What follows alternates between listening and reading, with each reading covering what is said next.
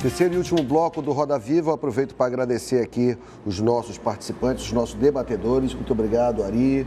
Muito obrigado, Anuar. Muito obrigado, Caroline. Muito obrigado, Erivaldo. Wilson, eu queria começar esse bloco falando um pouco sobre uma perspectiva de empregos, que é uma coisa que assusta muito o país hoje. Independente dessa situação aprovada pelo Temer, a 160, pode existir no futuro uma perspectiva de termos um número de empregos do qual nós chegamos a quase 130 mil? Você acredita que a Zona Franca ainda possa ter esse número novamente? Vamos colocar que temos todas as perspectivas positivas de economia no país. Você acredita nisso? Por que eu estou perguntando isso? Porque recentemente esteve aqui o Azuri Benzion, da Federação dos Clubes Dirigentes Lojistas, que é a área do comércio.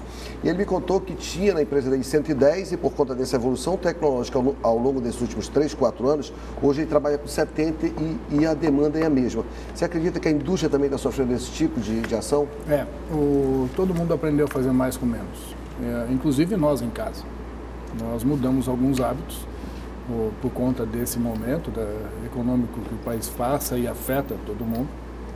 E eu falo que mesmo que o Distrito Industrial volte a produzir os mesmos volumes de 2011 e 2012, dificilmente nós vamos voltar a gerar os 127 mil empregos. Porque nós aprendemos a fazer mais com menos. O nível de automação das fábricas hoje é maior do que foi lá atrás.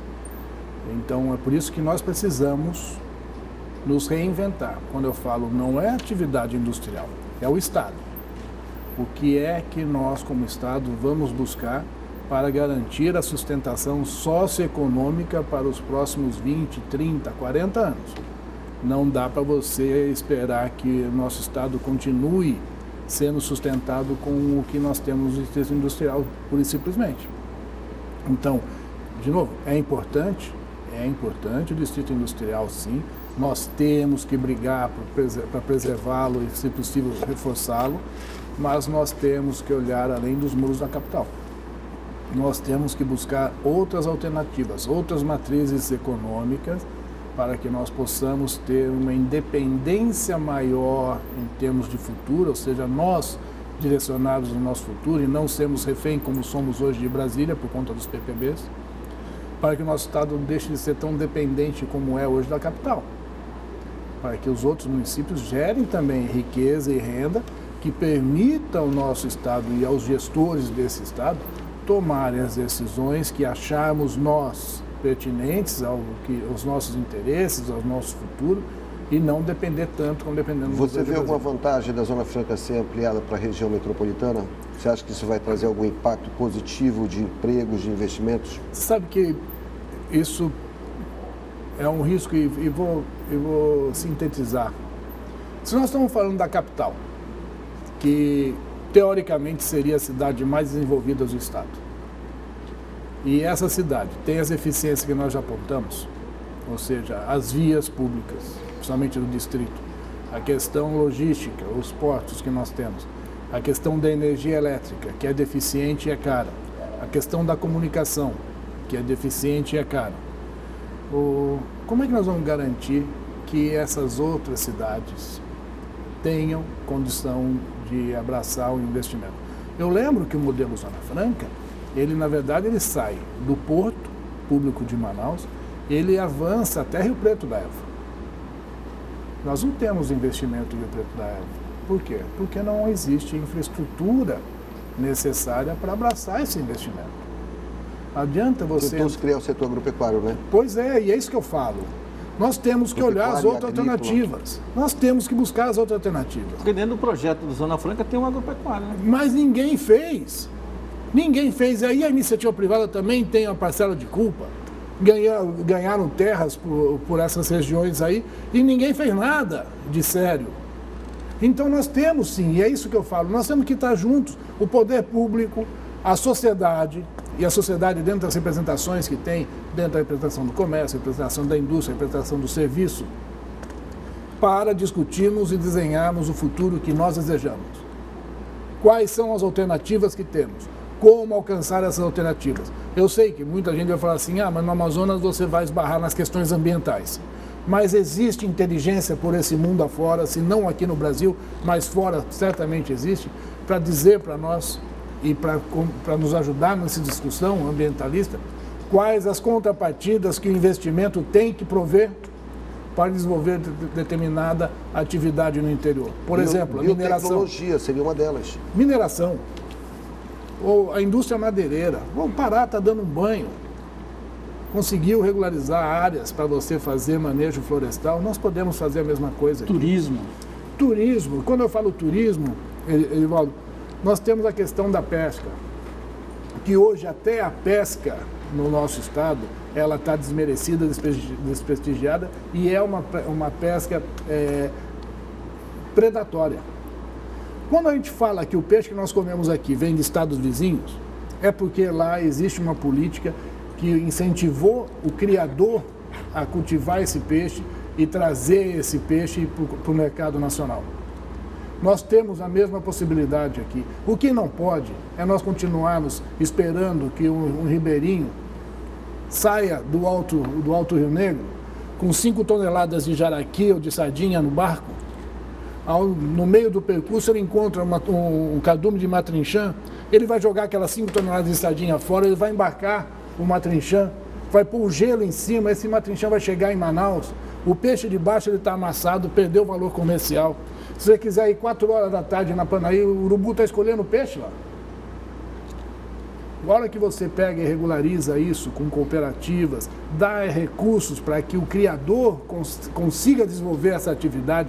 Aqui no Rio Urubu, passando o município de Lindóia, existe um empreendimento que a mim seria exemplo a ser seguido, de criação de matrinchã.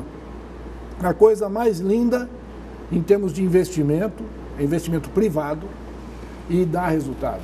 O poder público pode se associar a isso, fazer uma PPP e atrair investidor para isso e atrair com isso o turismo de pesca, porque a hora que você deixa de matar a quantidade de peixe que nós matamos, a procriação de diversas espécies vai aumentar, favorecendo o tucunaré, que é o peixe esportivo que todo mundo vem buscar aqui na nossa região.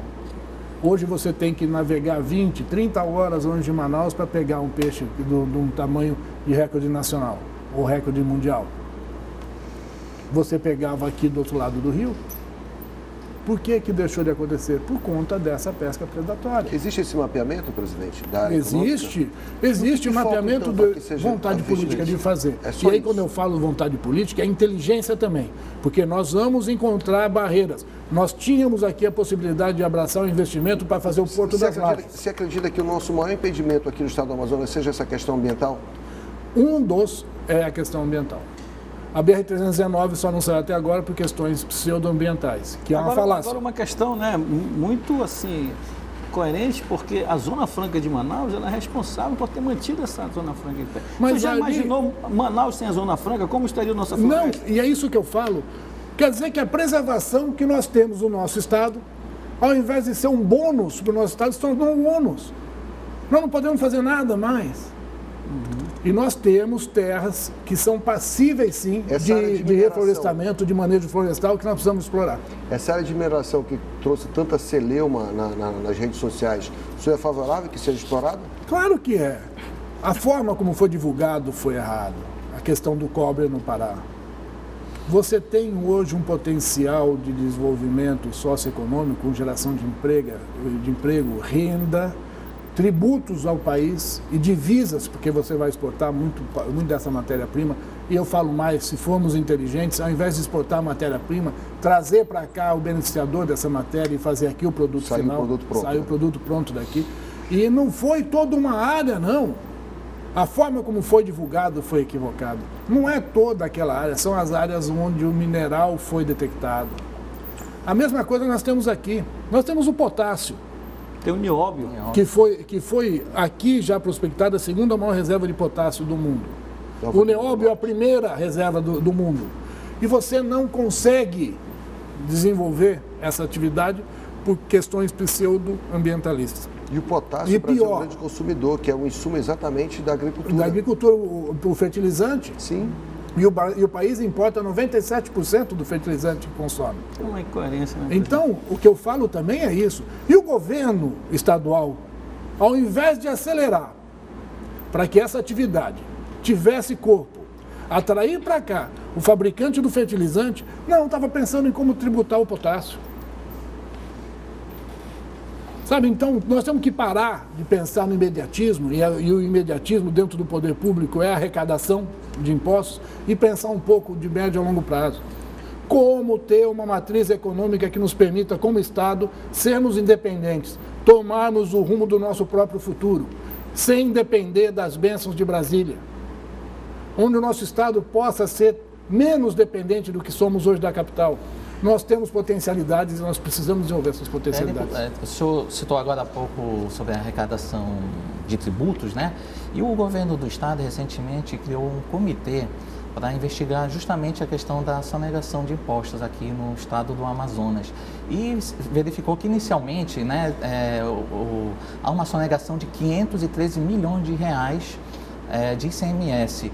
E foi visto que a empresa que está ali liderando essa lista é justamente da indústria do setor de bebidas. É comum na indústria ter essa sonegação? Não, e eu vou falar para você o seguinte: ninguém está aqui para defender o mal feito, ninguém está aqui para defender a ilegalidade. Faça essa pergunta para a indústria se defender. Se existe algum tipo de ilegalidade, quem o executor tem que ser suficientemente alto, grande, para responder por isso. Não. É a mesma coisa que cobrar da gente que cobra energia elétrica por conta dos 40% de energia que tem gato pela cidade. Ou seja, quem rouba energia não paga dobrado quem honra com as suas obrigações. Não. Se tem gente sonegando, o Estado, tanto o Estado do Amazonas como o Estado brasileiro, tem as ferramentas necessárias para corrigir e tem que fazer. Wilson, tem uma questão que você falou já aí entre linhas, mas eu queria trazer mais enfaticamente a questão de que você fala de alternativa para a nossa economia. Eu acho que ela paira sobre a questão da educação, né? A gente vê aí bolsões na periferia, sem educação, sem princípio, as crianças crescendo desordenadamente. E aí, nos anos anteriores aí, de alguns governos, foi criada a UEA, que é a Universidade Estadual do Amazonas, que foi a coqueluche do Estado. É uma universidade que até orgulha o Estado. Mas ela sofreu alguns problemas aí, de natureza financeira, de natureza administrativa, de natureza organizacional. Por conta disso, eu queria perguntar o seguinte: esta UEA, ela também foi criada não com recurso do governo federal, nem com recurso do governo do Estado, mas com recurso das indústrias. Isso tem que ser levado em consideração.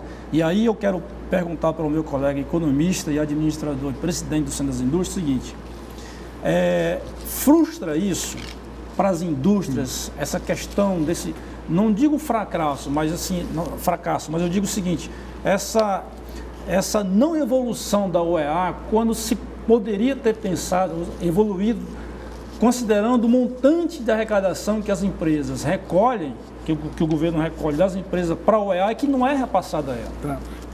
Bom, respondendo primeiro a questão da educação, e essa questão da deficiência na educação vem do governo federal.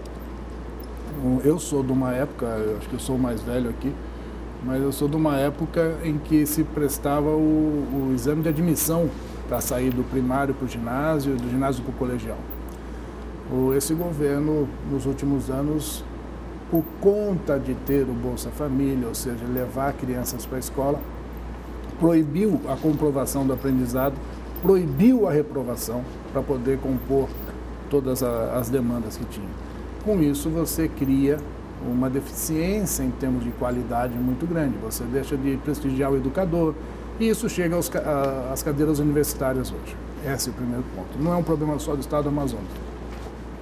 A UEA. Nós temos que reconhecer, a UEA foi pensada...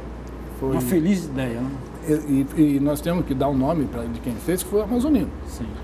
Agora, um dado aos senhores, nós temos 3 taxas que nós recolhemos para o Estado do Amazonas, taxas que a indústria recolhe para o Estado do Amazonas, que não compõem o orçamento do Estado. Não é tributo, são taxas, não são os impostos que o governo usa para fazer o seu orçamento. o FTI, o FMPS e a UEA. Essas 3 taxas somadas, no ano passado, deu 1,4 bilhão de reais. Só para a UEA foram 380 milhões de reais. Então não é recurso pequeno, não. Se você dividir esse valor pelo número de formandos da UEA, isso dá em torno de $50 mil por formando no ano passado. Isso é preço de diploma de universidade de primeiro mundo. Isso, o diploma de Ciências Econômicas da Universidade da Califórnia custa $56 mil. Agora, você não pode ter uma universidade que foi criada para desenvolver atividade calcada no bioma amazônico, formando cientistas políticos. Hoje tem um monte de gente discutindo ciência política, se a eleição foi isso ou aquilo, se o número de pessoas que deixou de participar do pleito foi expressivo ou não, e poucos pensando no Estado como futuro.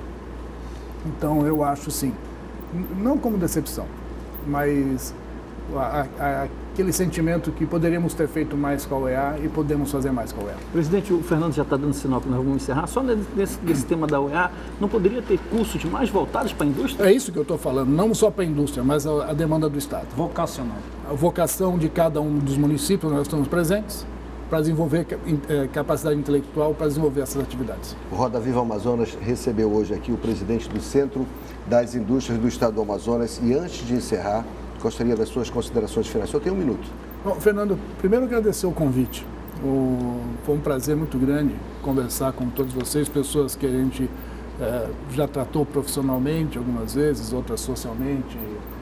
Mas o mais importante é o propósito, que é debater aquilo que é interesse das pessoas que nos assistem. Fizemos a nossa parte. Eu acho que é esse o caminho. Eu acho que o que nós mais precisamos é esse debate, ampliar esse fórum, levar essa informação ao público e trazer esse público, trazer essa sociedade para esse seio de discussão. Eu acho que se o crime organizado faz tão mal à a sociedade organizada deveria fazer tão bem quanto o mal que o crime organizado faz. Para isso precisa usar da sua força, precisa usar do seu direito, o direito de escolher as pessoas que vamos representar, o direito de exigir leis e programas que realmente atendam o anseio e o interesse dessa sociedade. Então, um programa como esse me faz muito feliz, foi um prazer muito grande estar aqui conversando com vocês. Muito obrigado, Wilson, por ter aceito o convite, muito obrigado, Erivaldo, muito obrigado, Caroline, muito obrigado, Ari, muito obrigado, Anuar, muito obrigado a você que está nos prestigiando. O Roda Viva vai ao ar toda quinta às 21 horas e uma ótima noite para você.